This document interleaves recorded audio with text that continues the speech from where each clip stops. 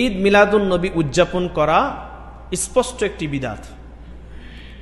আল্লাহ রসুল সাল্লাল্লাহু আলাইহি ওয়াসাল্লাম কখনো এই ঈদ অর্থাৎ ঈদ মিলাদুন নবী উদযাপন করেননি, করার আদেশও দেননি।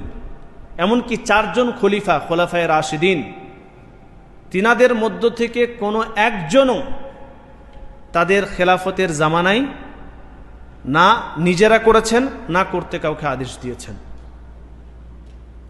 জান্নাতের সুসংবাদ প্রাপ্ত 10 জন সাহাবী, তাদের মধ্য থেকে কোনো একজন সাহাবী, কোনো একজন, তিনারা ঈদ মিলাদুন নবী উদযাপন করেছে মর্মে কোনো একটাও হাদিস নেই।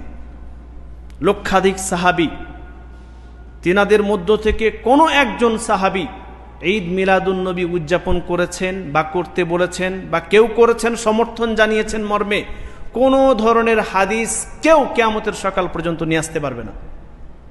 এমনকি ইমাম বুখারী রহমতুল্লাহ আলাইহি, ইমাম মুসলিম রহমতুল্লাহ আলাইহি এবং হাদিস গ্রন্থ সংকলনকারী যতজন মুহাদ্দিসিন ইকরাম আছেন, তাদের মধ্য থেকে কোনো একজন মুহাদ্দিস ঈদ মিলাদুন নবী উদযাপন করেছেন বা এ সম্পর্কে সাহাবী, তাবেঈ, তাবে তাবেঈ থেকে কোনো বর্ণনা নিয়ে এসছেন এরকম কেউ দেখাতে পারবে না।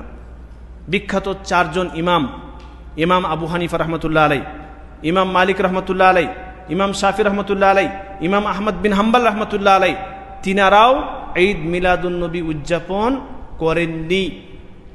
সুতরাং আমরা এখান থেকে স্পষ্ট যে ঈদ মিলাদুন নবী উদযাপন করা বিদআত। আর এই বিদআত থেকেই আল্লাহ রাসূল সাল্লাল্লাহু আলাইহি ওয়াসাল্লাম তিনি হুঁশিয়ারি জানিয়ে কথা বলেছিলেন, ওয়া ইয়্যাকুম ওয়া মুহদাসাতিল উমুর ফাইন্না কুল্লা মুহদাসাতিন বিদআহ ওয়া কুল্লা বিদআতিন দালালাহ ওয়া কুল্লা দালালাতিন ফিন্নার। আল্লাহ রাসূল সাল্লাল্লাহু আলাইহি ওয়াসাল্লাম তিনি বলেন যে তোমরা দ্বীনে ইসলামে নতুন কিছু আবিষ্কার করা থেকে বিরত থাকো, কারণ প্রত্যেকটি এমন জিনিস যা শরীয়তে নতুনভাবে ঢোকানো হয়েছে, নতুনভাবে আবিষ্কার করা হয়েছে, সেটি বিদআত। আর প্রত্যেকটি বিদআত পথভ্রষ্টতা, গুমরাহি এবং গুমরাহি মানুষকে নিয়ে যাবে জাহান্নামের দিকে। সুতরাং আমরা স্পষ্ট ভাষায় বলতে চাই যে ঈদ মিলাদুন নবী উদযাপন করা স্পষ্ট বিদআত। কারণ আল্লাহর রাসূল সাল্লাল্লাহু আলাইহি ওয়াসাল্লামের মৃত্যুর প্রায় কাছাকাছি 600 বছর পর 604 হিজরিতে, মতান্তরে 625 হিজরিতে এটি আবিষ্কার হয়। অতএব আমরা এখান থেকে স্পষ্ট যে ঈদ মিলাদুন নবী উদযাপন করা একটি স্পষ্ট বিদআত, স্পষ্ট, এখানে কোনো অস্পষ্টতা নেই।